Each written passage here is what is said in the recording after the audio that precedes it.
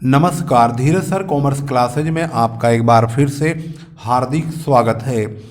आज हम टॉपिक लिए हैं फाइनल अकाउंट ऑफ कंपनीज, जिसमें हम क्वेश्चन नंबर 3 सॉल्व करेंगे। इससे पहले कि वीडियोस प्लस फॉर्मेट आपके पास यूट्यूब पर ऑलरेडी अपलोडेड है। आप चाहे तो प्लेलिस्ट का प्रयोग करके यूपी बोर्ड अकाउंट 12 क्लास के नाम से ही यह जो है प्लेलिस्ट में डला हुआ है, इसका प्रयोग करके आप फाइनल अकाउंट के बारे में जानकारी ले सकते हैं। यहाँ पर क्वेश्चन नंबर 3 आपकी स्क्रीन पर मौजूद है। निम्नांकित सूचनाओं एवं समायोजनाओं के आधार पर 31 दिसंबर 2015 को गुडलक लिमिटेड का आर्थिक चिट्ठा तैयार कीजिए। यानी इस क्वेश्चन में इन्होंने balance sheet, specially balance sheet के लिए ही कहा है बनाने के लिए, जिसमें इंफॉर्मेशन जो दी गई है वो मशीनरी, भवन, लेनदार और 31 दिसंबर का स्टॉक है रहतिया, विविध देनदार, शेयर कैपिटल यानी अंश पूंजी, जनरल रिजर्व यानी कि सामान्य संचय, इन्वेस्टमेंट अर्थात विनियोग, बिल्स पेबल यानी कि देय विपत्र, प्राप्य विपत्र यानी कि बिल्स रिसेबल, फर्नीचर एवं फिटिंग 20,000 यानी 20,000 का है, कैश 25,000 का है और वर्ष 2015 का शुद्ध लाभ भी 44,100 रुपये का यानी 44,100 का दिया गया है। नीचे की जो एडिशनल इन्फॉर्मेशन है उसमें कहा गया है शुद्ध लाभ की गणना मशीन पर 10%, फर्नीचर एवं फिटिंग पर 15%, ह्रास काटने एवं देनदारों पर 5%, अशुद्ध ऋण संचिति करने के प्रावधान करने के बाद की गई है। शुद्ध लाभ में से वर्ष 2015 के लिए 15% लाभांश का प्रावधान भी करना है। सामान्य संचय की राशि को 75,000 रुपये तक बढ़ाना है, यानी जनरल रिजर्व को 75,000 कर देंगे। पहले जनरल रिजर्व कितना है 65,000 यानी 65,000, लेकिन इसको कहा कि इसमें 10,000 रुपया और आप ट्रांसफ़र करके इसे 75,000 यानी 75,000 बना दीजिए। आप जैसे कि क्वेश्चन में देख रहे हैं, जब हम फाइनल अकाउंट ऑफ कंपनीज बनाते हैं तो बैलेंस शीट बनाने के लिए हमें एक फॉर्मेट का प्रयोग करना होता है। जब हम फॉर्मेट को ध्यान से देखेंगे तो आपको ये पता चल जाएगा कि किस हेडिंग में किस प्रकार अमाउंट को हम रखेंगे, कैसे उसको दिखाएंगे। चलिए समझते हैं। सबसे पहले आप इसके फॉर्मेट को स्टेप बाय स्टेप समझेंगे और जानेंगे कि यह आखिर किस प्रकार से फॉर्मेट के अकॉर्डिंग दिखाया जाता है। अब आपकी स्क्रीन पर मौजूद है बैलेंस शीट का फॉर्मेट, जो कि किताब में लिखा हुआ है। इस बैलेंस शीट के फॉर्मेट के अकॉर्डिंग ही आपको रकमों को भरना होगा। सबसे पहले आप क्या लिखेंगे, कहाँ लिखेंगे, कैसे लिखेंगे, इसको आप ध्यान से समझिए। ये बैलेंस शीट का फॉर्मेट है। सबसे ऊपर आप कंपनी का नाम डालेंगे, उसके बाद बैलेंस शीट लिखेंगे और वहाँ पर डेट डालेंगे यानी तारीख डालेंगे 31 मार्च की या 31 दिसंबर की। सन यानी सेशन जो भी चल रहा होगा, किताब में लिखा ही होगा, वह तारीख आप डालेंगे। उसके बाद पहला कॉलम पार्टिकुलर्स का होगा, दूसरा कॉलम नोट नंबर का, तीसरा कॉलम करेंट रिपोर्टिंग पीरियड यानी जिस साल का हम फाइनल अकाउंट बना रहे हैं उसकी फिगर्स यहाँ पर लिखेंगे और पिछले साल की यानी प्रीवियस रिपोर्टिंग पीरियड के जो फिगर्स हैं उनको यहाँ लिखेंगे चौथे नंबर के कॉलम में। ज़्यादातर पिछले साल का तो हमारे पास इन्फॉर्मेशन बहुत कम मिलता है, लेकिन करंट ईयर का यानी जिस साल की इन्फॉर्मेशन हमें बनाने के लिए कहा जाता है उसको हम ज़्यादातर इसमें ही भरते हैं। इसका जो मुख्य हेडिंग से शुरुआत होती है ये इक्विटी एंड लायबिलिटीज़ पहली मुख्य हेडिंग है। इसमें शेयर होल्डर्स फंड्स इसकी सब हेडिंग है और इस सब हेडिंग के अंदर जो अदर पार्ट्स हैं वो शेयर कैपिटल हैं, रिजर्व एंड सरप्लस है, money received against share warrants है। इनके अंदर भी किस तरह से रकम भरी जाएगी, इसको आप बैलेंस शीट जब हम बनाएंगे तब आप स्टेप बाय स्टेप उसको समझेंगे। ये शेयर कैपिटल है, लेकिन ये आपको नहीं पता है कि शेयर कैपिटल में कौन कौन सी रकम जोड़ करके शेयर कैपिटल बनता है। ऐसे ही रिजर्व एंड सरप्लस है, तो रिजर्व एंड सरप्लस यहाँ पर लिखा हुआ है मात्र एक पॉइंट है, लेकिन इसमें बहुत सारी रकमें ऐसी होती हैं जिनको हम जोड़ेंगे, जोड़ करके तब जाकर रिजर्व एंड सरप्लस का एक सिंगल अमाउंट तैयार होता है। इसी तरह से money received against share warrants का भी है। Share application money pending allotment है, यानी अलॉटमेंट का पैसा जहां रुक गया है, आखिर कितना एप्लीकेशन का पैसा है जो मिला है वो यहाँ आएगा। नॉन करेंट लायबिलिटीज में यह मुख्य हेडिंग है। इसके अंदर जो सब पार्ट्स बनाए गए हैं, लॉन्ग टर्म बोरोइंग, यह एक हेडिंग ऐसी है जिसमें बहुत सारी रकमें लॉन्ग टर्म की आती हैं। लॉन्ग टर्म बोरोइंग मतलब होता है डिबेंचर का पैसा भी इसी में ही आएगा, बैंक लोन का पैसा जो होता है वो भी यहीं आएगा, मॉर्टगेज लोन का पैसा होता है, उन सब का टोटल लॉन्ग टर्म बोरोइंग की मात्र एक हेडिंग में डाल दिया जाता है। ऐसे ही डिफर्ड टैक्स लायबिलिटीज जो टोटल होता है, डिफर्ड टैक्स लायबिलिटी वो यहाँ लिखा जाता है। अदर लॉन्ग टर्म लायबिलिटीज, अन्य लॉन्ग टर्म लायबिलिटी जितनी भी होती हैं, एडवांसेज वगैरह, वो सब यहाँ आता है। अब क्या चीज़ आएगा उसको आप जब सॉल्यूशन होगा तो समझेंगे। शॉर्ट टर्म प्रोविजंस में क्या आता है, शॉर्ट टर्म प्रोविजंस में ऐसे कौन सी रकम होती है जिसको हम लिखते हैं, ये नॉन करेंट लायबिलिटीज है। इसके बाद करेंट लायबिलिटीज इसका अगला भाग होता है। तो लॉन्ग टर्म लायबिलिटीज के बाद आप आएंगे करंट लायबिलिटीज में। करंट लायबिलिटीज इसका चौथा भाग है, जिसमें सबसे ऊपर आप देखेंगे शॉर्ट टर्म बोरोइंग, यानी बहुत कम अवधि के लिए लिए गए लोन यहाँ पर आते हैं। ट्रेड रिसेबल्स यानी बिल्स पेबल और क्रेडिटर्स का जो टोटल होता है वो ट्रेड पेबल बन जाता है। अदर करंट लायबिलिटीज, इसके अलावा अन्य भी अगर लायबिलिटी जैसे आउटस्टैंडिंग हुआ या अनएक्रूड इनकम हुआ, इस प्रकार की जो इनकम होंगी वो अदर करंट लायबिलिटीज में आएंगी। शॉर्ट टर्म प्रोविजंस इसका अंतिम पॉइंट है, जिससे हम टोटल यहाँ लिखेंगे। लिखने के बाद यहाँ टोटल कर दिया जाएगा। टोटल करने के बाद यही टोटल एसेट्स साइड का भी आना चाहिए। तो एसेट साइड में जाने के लिए सबसे पहला ये सेकेंड पार्ट है। पहला पार्ट तो आपकी लायबिलिटी का हो गया, दूसरा पार्ट आपका एसेट्स का है। वर्टिकल फॉर्मेट है, ऐसे जो होता है ये वर्टिकल फॉर्मेट होता है। जो ऐसे ऐसे बनाते थे हम पहले, वो हॉरिजॉन्टल यानी कि हॉरिजॉन्टल फॉर्म होता है, मतलब कि उसको अब हमने इग्नोर कर दिया है, यानी उस टाइप से अब बैलेंस शीट नहीं बनाई जाती है। नए शेड्यूल के मुताबिक वर्टिकल फॉर्मेट होता है। इसमें सबसे पहले नॉन करेंट एसेट्स आती है। इसमें फिक्स एसेट्स लिखते हैं। फिक्स एसेट्स 2, 3, 4 भागों में बटी हुई है, यहाँ आप देख रहे हैं। टेंजिबल एसेट्स यानी ऐसी संपत्तियां जिसको हम आंखों से देख सकते हैं, जैसे प्लांट, फर्नीचर, मशीनरी। इस प्रकार की एसेट्स को हम टोटल एक जगह वर्किंग नोट में यानी नोट्स टू अकाउंट में लिखेंगे और वहाँ से जो उनका टोटल होगा उसको यहाँ लिख देंगे, उसे भी आगे समझेंगे। इनटेंजिबल एसेट्स कौन सी होती हैं? अदृश्य संपत्तियाँ, जैसे गुडविल। गुडविल एक ऐसी संपत्ति है जिसको आंखों से देख नहीं सकते, लेकिन वो नॉन करेंट एसेट्स होती है, यह पता है। कैपिटल वर्क इन प्रोग्रेस, यह इसी नाम से लिखा होता है, इसको यहाँ पर ही लिखते हैं। इनटेंजिबल एसेट्स अंडर डेवलपमेंट, कुछ ऐसी चीज़ें, कुछ ऐसी संपत्तियाँ होती हैं जो विकास की गति पर बहुत लंबे समय तक चलती रहती हैं, उनको भी यहाँ पर डाल दिया जाता है। इसके बाद आता है ए पार्ट के बाद B part, non current investment, ऐसे विनियोग जो कि काफ़ी लंबे समय तक के लिए कहीं पर भी इन्वेस्ट किए जा सकते हैं। इसके बाद deferred tax assets.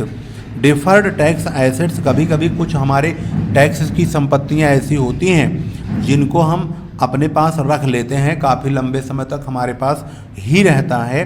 Long term loan and advances, लंबे समय तक दिए गए लोन एंड एडवांसेज जो एक तरह से विनियोग का काम करते हैं। अदर नॉन करेंट एसेट्स, ये अन्य नॉन करंट एसेट्स है। इसमें क्या चीज़ शामिल होता है इसको आप आगे पढ़ेंगे। यदि कुछ नहीं होगा क्वेश्चन में दिया हुआ तो कुछ नहीं लिखेंगे, फिर हम इस हेडिंग को भी नहीं लिखेंगे। करंट एसेट्स में सेकंड पार्ट है एसेट साइड का, नॉन करंट एसेट्स और करंट एसेट्स, दो ही एसेट्स इसमें बटा हुआ है दो भागों में। Current investment, inventories, trade receivable, cash and cash equivalent, short term loans and advances, other current assets, ये इसके 6 पार्टों में ये बटा हुआ है। करंट इन्वेस्टमेंट में क्या आता है, इसमें शॉर्ट टर्म इन्वेस्टमेंट आते हैं। इन्वेंट्रीज में अंतिम रहती है यानी क्लोजिंग स्टॉक आता है। ट्रेड रिसीवेबल में डेबिटर्स यानी डेटर्स और बिल्स रिसीवेबल आते हैं। कैश एंड कैश इक्विवेलेंट में ज़्यादातर कैश और बैंक को शामिल किया जाता है। Short term loan and advances में कम समय तक के लिए इन्वेस्ट किए गए लोन के रूप में पैसे, जितने भी हम धन किसी इंस्टीट्यूट में या कंपनी में या किसी संस्था में जमा कर देते हैं और वहाँ पर हम 1 साल से कम समय के लिए जमा करते हैं, तो ये short term loan and advances में आता है। इसके अलावा अन्य संपत्तियाँ जैसे प्रिलिमिनरी एक्सपेंसेज वगैरह हैं जो राइट ऑफ नहीं किए गए हैं, बचा हुआ है वो हिस्सा यहाँ आएगा। शेयर इशू एक्सपेंसेज है, यदि वह पूरी तरह राइट ऑफ नहीं किया गया है, जितना हिस्सा बचा है वह पार्ट यहाँ पर आएगा। इस प्रकार से हमने इसका फॉर्मेट आपको बताया है।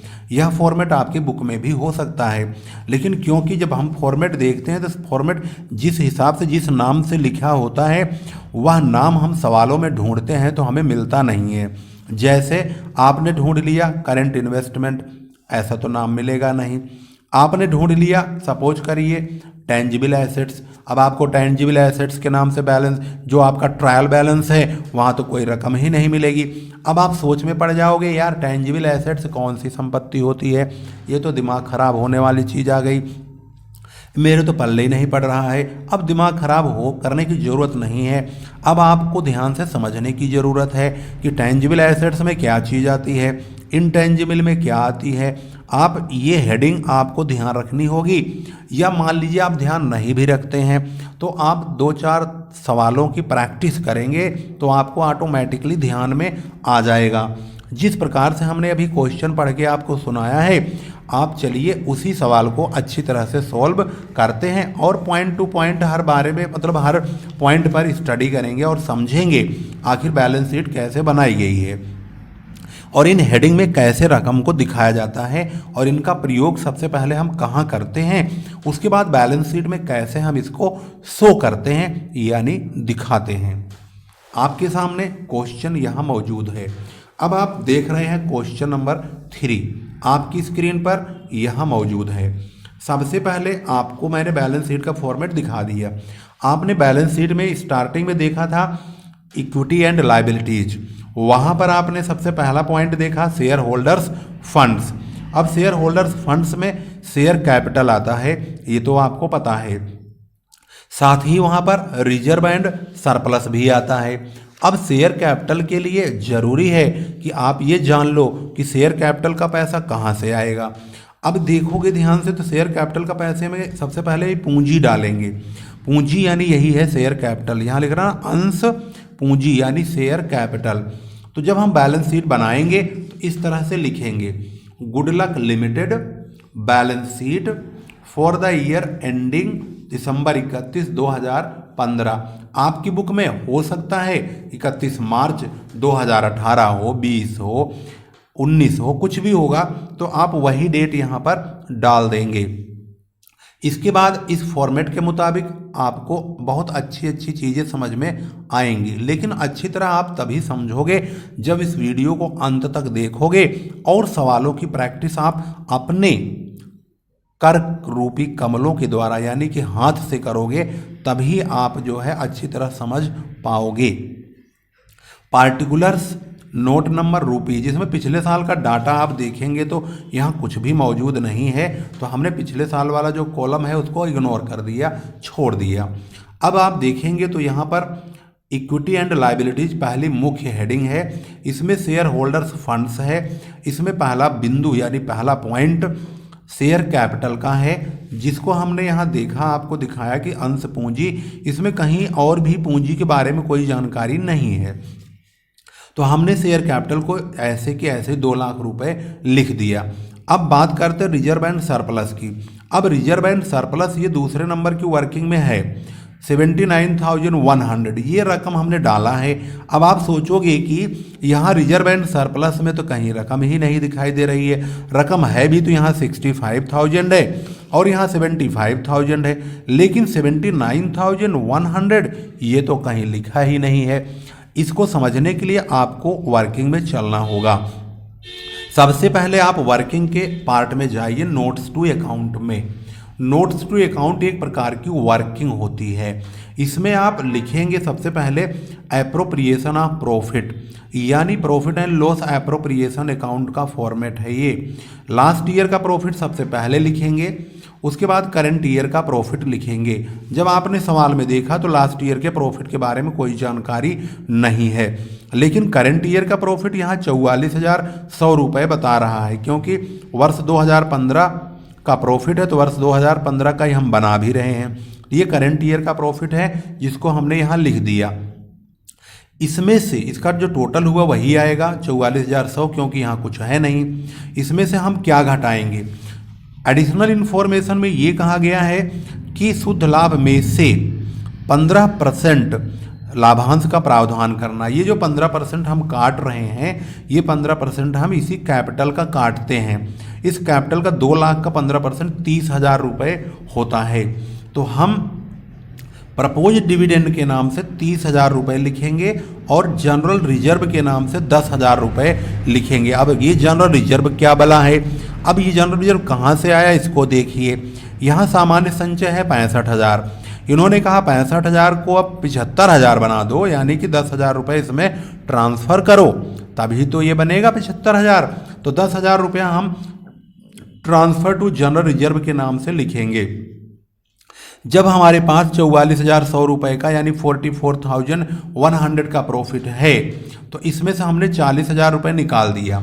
तो अब हमारा जो प्रॉफिट बचता है वो 4,100 का बचता है, जिसे हम balance of profit transfer to general reserve के नाम से दिखाएंगे। यहाँ लिख दिया गया है।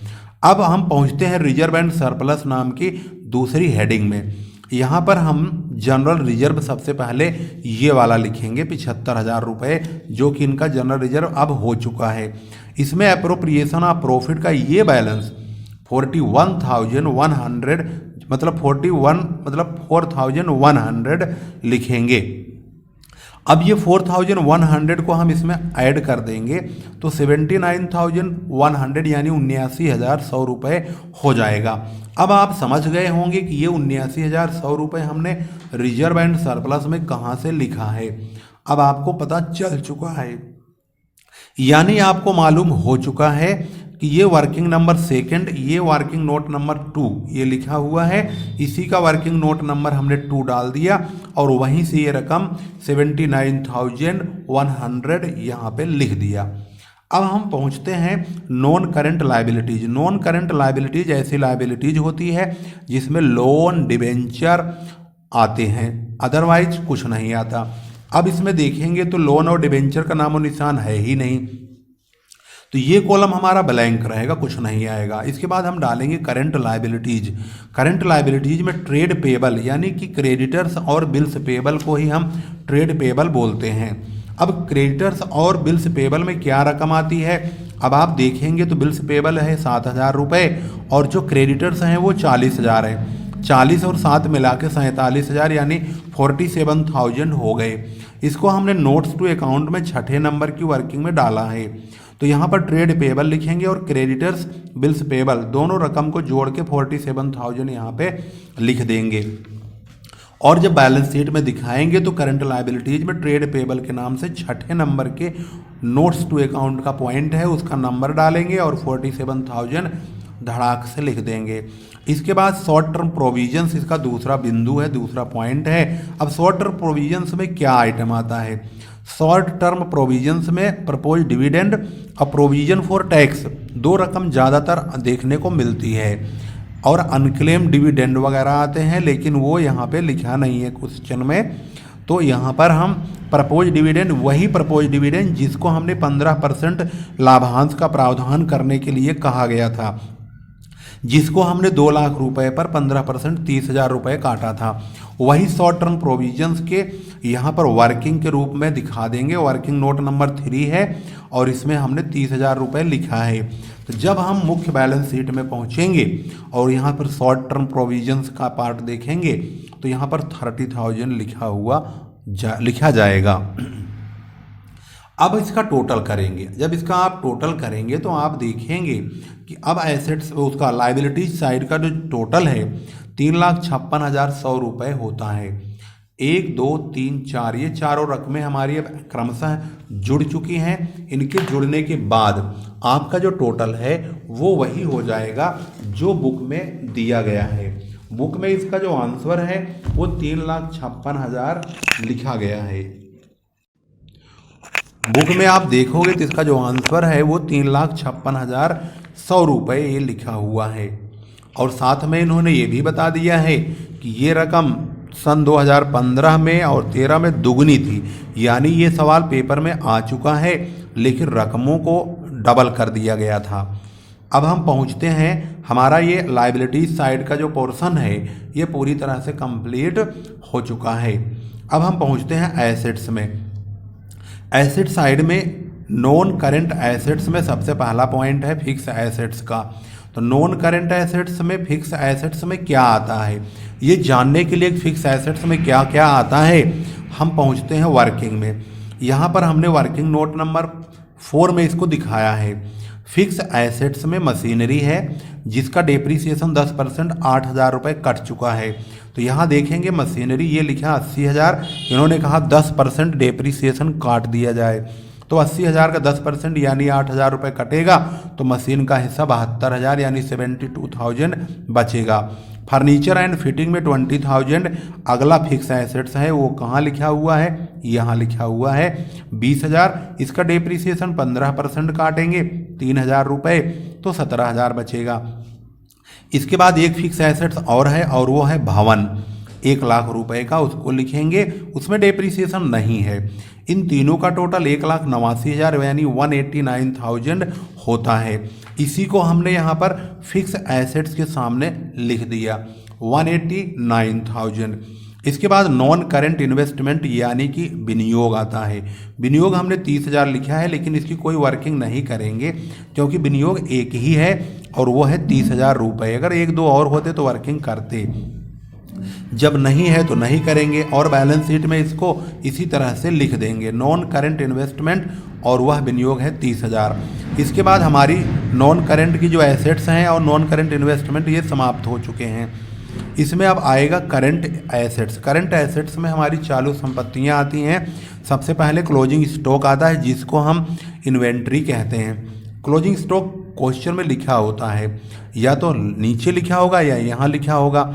यहाँ लिखा जाएगा तो डेट जरूर डलेगी या अंतिम रहतिया यानी क्लोजिंग स्टॉक शब्द का प्रयोग जरूर होगा। इसको स्टॉक स्कंध के नाम से भी जानते हैं। 65,000 रुपये का है तो हमने यहाँ इन्वेंट्री के नाम से 65,000 लिख दिया।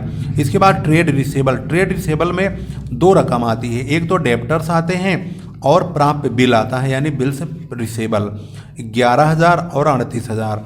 इन दोनों को हमने यहाँ पर वर्कआउट कर लिया था। ट्रेड रिसेबल डेटर्स हैं 38,000 के और इस 38,000 में यहाँ पर बोला गया 5% का प्रावधान देनदारों पे करना है। तो अगर 38,000 का है तो इसमें से 5% बैड डेट्स के कट जाएंगे, 36,100 रुपये यानी 36,100 ही बचेगा। बिल्स रिसेबल 11,000 का है, उसको हमने यहाँ से ले लिया प्राप्य बिल वाला पैसा, टोटल 47,100 हो गया। जब 47,100 हो गया तो इसको हमने मुख्य बैलेंस शीट में ट्रेड रिसेबल के नाम से 47,100 लिख दिया। इसके बाद कैश एंड कैश इक्विवेलेंट में हमारे 2 रकम आती है, एक तो कैश आता है और एक बैंक आता है। तो यहाँ पर आप देखेंगे कैश तो है परंतु बैंक कहीं नहीं है, तो हमने यहाँ पर कैश एंड कैश इक्विवेलेंट के सामने 25,000 रुपये कैश वाले लिख दिए। अब इसका हम टोटल करेंगे एसेट साइड का, तो ये भी 3,56,100 रुपये हो चुका है। इससे आप समझ चुके होंगे कि जो बैलेंस शीट बनाई गई है उसमें एसेट्स और लायबिलिटी साइड दोनों आप बराबर हो चुके हैं। अब आप ये भी जान गए होंगे कि फिक्स एसेट्स में क्या क्या चीज़ें आती हैं, करंट एसेट्स में क्या क्या चीज़ें आती हैं और लॉन्ग टर्म बोरोइंग में क्या चीज़ें आती हैं। लेकिन आप एकदम से सारी बातें एक ही क्वेश्चन में समझ जाओ, ऐसा संभव नहीं है। इसके लिए आपको बहुत तगड़ी बोले तो बहुत ज़ोर शोर से प्रैक्टिस करना पड़ेगा। अब आपके स्क्रीन के सामने क्वेश्चन नंबर जो 3 है वो पूरी तरह से स्टेप बाय स्टेप इस तरह से मैं आपको दिखा दे रहा हूँ, जिससे आप इसको आसानी से बना सकते हो। इसी प्रकार से आप कोई भी प्रश्न सॉल्व करना चाहेंगे तो आप इसको आसानी से सॉल्व कर सकते हैं। और यहाँ पर आपको वर्किंग नोट्स यानी नोट्स टू अकाउंट जो कि इस क्वेश्चन के लिए तैयार किया गया है वह भी आप स्टेप बाय स्टेप यहाँ पर देख रहे हैं। जब भी आपको वर्किंग नोट के रूप में नोट्स टू अकाउंट को दिखाना होगा तो आप इसी प्रकार से नंबर डाल करके ही वर्किंग नोट्स टू अकाउंट के रूप में अवश्य दिखाएंगे और बैलेंस शीट की मैक्सिमम प्रैक्टिस करेंगे, तब जा कर के आपको इसका भरपूर लाभ मिलेगा। यदि आप अच्छी तरह समझना चाहते हैं तो क्वेश्चन को मैक्सिमम बार प्रैक्टिस करने की कोशिश अवश्य करेंगे। वीडियो कैसा लगा ये ज़रूर बताइएगा। बहुत सारे बच्चे ऐसे हैं जो वीडियो देख लेते हैं परंतु शेयर नहीं करते, ऐसा मत कीजिए, शेयर जरूर कीजिए। अन्य स्टूडेंट्स को भी इसका बेनिफिट, इसका फ़ायदा आप ज़रूर पहुंचाइए। मेरी कोशिश होगी कि मैं हर स्टूडेंट तक अपनी पहुंच बना लूं और यह मुमकिन होगा, बिना आपके सहयोग के तो संभव ही नहीं होगा। इसलिए आप कोशिश करिए कि आप यह वीडियो मैक्सिमम स्टूडेंट्स तक ज़रूर पहुंचाइए। मेरे पास जब भी समय मिलता है मैं आप लोगों से एक 1-to-1 यानी कि सारी की सारी बातें आप लोगों तक पहुंचाने की कोशिश करता हूं और आपके रिक्वायरमेंट के मुताबिक वीडियो आप तक पहुंचाता हूं। अब वीडियो यहीं समाप्त करते हैं, फिर लेकर आएंगे आपके ही मतलब की खास और महत्वपूर्ण वीडियो। तब तक के लिए नमस्कार, जय हिंद, जय भारत। वीडियो को शेयर, लाइक, कमेंट करना बिल्कुल मत भूलिएगा।